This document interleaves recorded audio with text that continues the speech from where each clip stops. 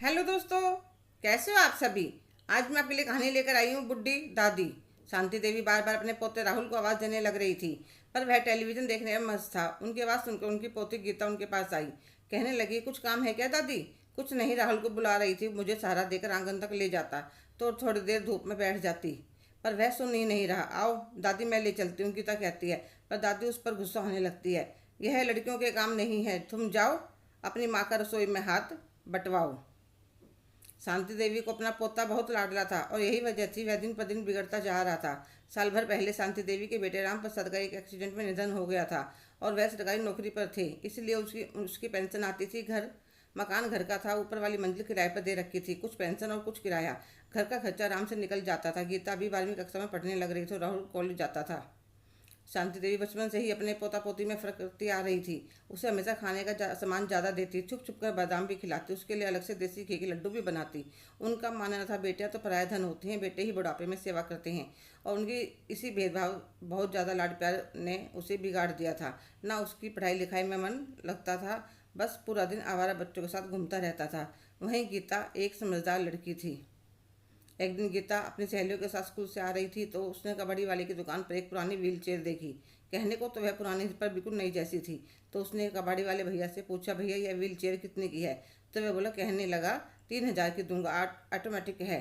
वह और बिल्कुल ठीक ठाक है। तो वह कहने लगी, भैया सही पैसे बता दो, मुझे अपनी दादी के लिए लेनी है। तो वह कहने लगा, 2,500 से एक भी पैसा कम नहीं लूँगा। कहने लगी, ठीक है भैया, यह किसी और को मत देना, 1-2 दिन में मैं ले जाऊँगी। वह उसे 200 रुपये एडवांस दे देती है। वह छोटे बच्चे को ट्यूशन पढ़ाती थी, इसलिए उसने थोड़े पैसे जोड़ रखे थे। घर आने के बाद वह गुल्लक तोड़ देती है और उसमें पैसे गिनने गिनने लगती है। सच उसमें 2,200 रुपये थे। 100 कम पड़ रहे थे। वह सोच रही थी, 100 रुपये कहाँ से लाऊं।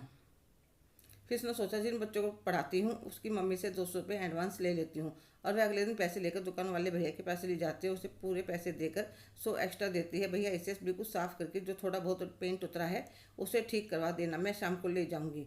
वह बोला, ठीक है। गीता शाम को बच्चों को ट्यूशन पढ़ाकर आते हुए रिक्शा में रख कर ले आती है। जैसे ही वह घर के अंदर घुसती है, राहुल मम्मी और दादी के ऊपर चिल्लाने लग रहा था, मुझे 1,000 रुपये चाहिए, मुझे अपने दोस्तों के साथ घूमने जाना है।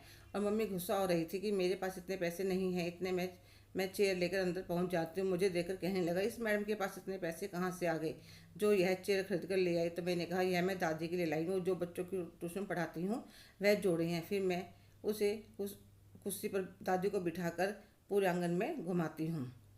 मैंने कहा, दादी आप इस कुर्सी पर बैठकर पूरे घर में घूम सकती हैं, धूप में बैठना हो तो धूप में बैठो, रसोई में जाना है तो रसोई में जाओ, इसमें यह बटन दबाने से यह कुर्सी अपने आप चलेगी।